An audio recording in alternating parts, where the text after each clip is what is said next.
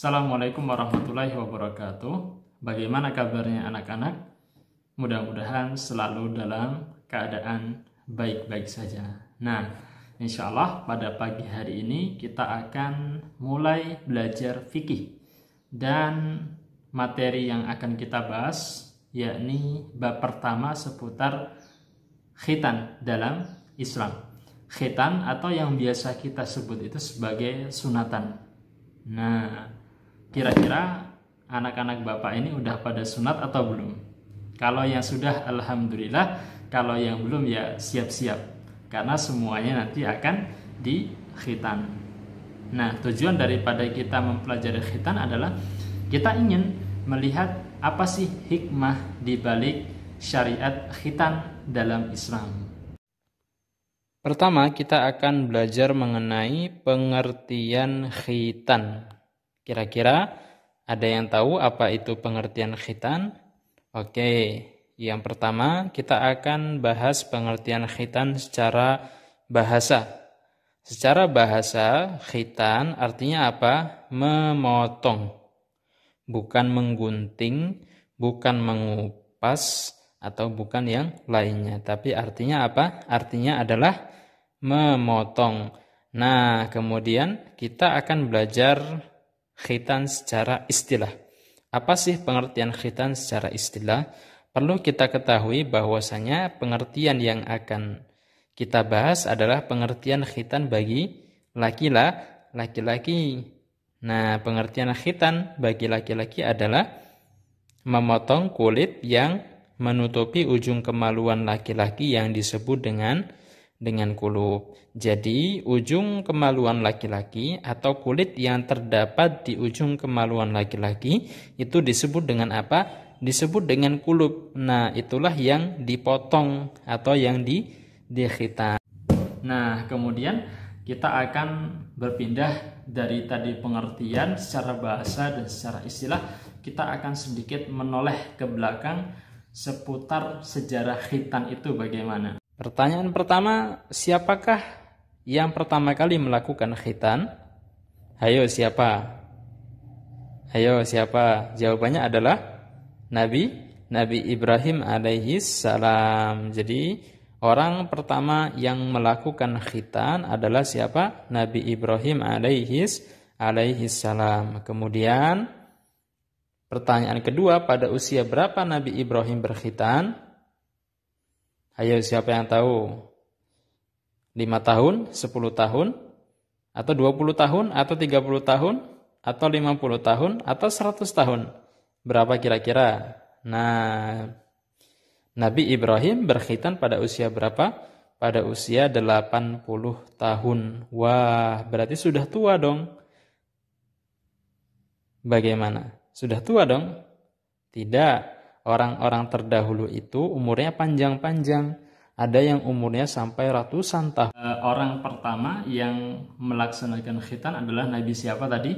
Nabi Ibrahim alaihi salam. Pada usia berapa? Kalau Bapak tanya nanti usia berapa Nabi Ibrahim melaksanakan khitan? Jawabnya usia 80 tahun. Ya kan? Kemudian syariat ini sebagaimana yang Bapak tadi jelaskan dilanjutkan oleh nabi-nabi setelahnya, oleh Nabi Ismail yang merupakan anak dari Nabi siapa? Nabi Ibrahim. Jadi Nabi Ibrahim itu merupakan bapak daripada Nabi Ismail.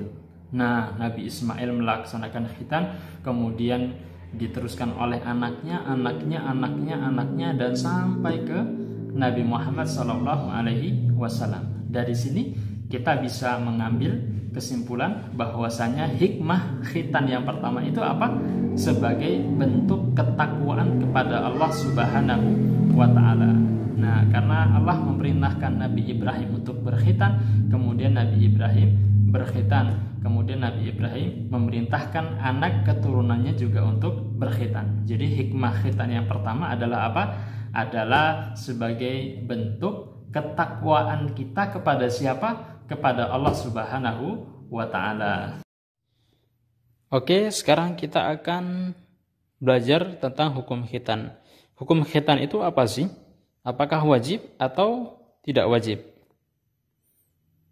Nah, hukum khitan bagi laki-laki adalah wajib, berarti bukan sunnah, apalagi mubah.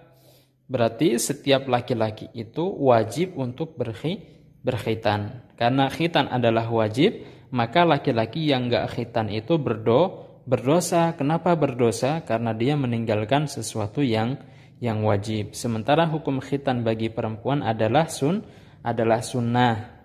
Sunnah itu apa? Kalau dikerjakan berpahala, kalau enggak dikerjakan juga tidak apa-apa. Nah, sekarang kita akan belajar pelaksanaan khitan. Maksudnya itu apa? Maksudnya adalah kapan waktu yang baik untuk melaksanakan khitan. Nah, berkhitan sebaiknya dilakukan ketika masih kanak-kanak sampai mendekati akil balik. Berarti usia kanak-kanak adalah usia anak-anak bapak sekarang. Jadi usia kalian itu sebenarnya sudah sangat baik untuk melakukan atau untuk melaksanakan khitan sampai mendekati akil balik. Maksudnya sampai menjelang dewasa. Bahkan para ahli medis membolehkan untuk berkhitan ketika bayi baru lahir. Nah, ternyata boleh bayi yang baru lahir itu dikhitan. Jadi kalau anak-anak bapak belum dikhitan sejak lahir, berarti sekarang adalah waktu yang tepat untuk berkhitan. Nah, jadi sudah jelas ya, hukum khitan itu wajib bagi laki-laki. Jadi nggak boleh ada laki-laki yang nggak sunat. Semua laki-laki harus sunat. Nah, alasannya kenapa tadi? Karena dengan berkhitan itu termasuk usaha untuk menjaga kebersihan. Ya, kebersihan kelamin kita. Karena kalau nggak dipotong atau nggak disunat, nanti banyak air kencing yang akan menetap ya di kulit-kulit yang ada di ujung kelamin kita, sehingga itu akan menghalangi kita daripada sah melaksanakan sholat. Karena salah satu syarat sholat adalah suci daripada hadas kecil dan hadas besar. Nah, itu adalah hikmah kedua. Jadi hikmah kedua dari khitan adalah apa?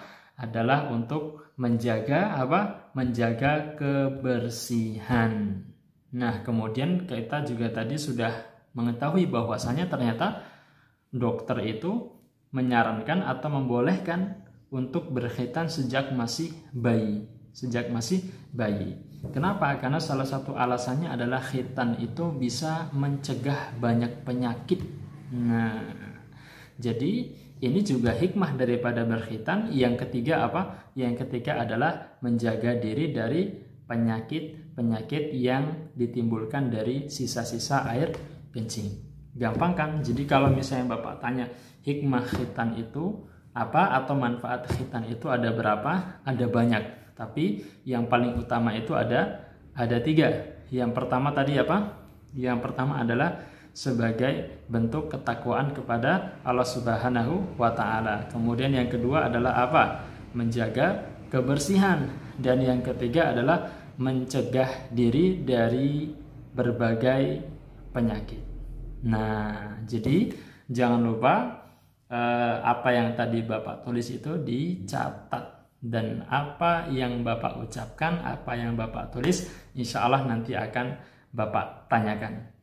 Mudah-mudahan bermanfaat ya. Sampai ketemu minggu depan di pembahasan selanjutnya.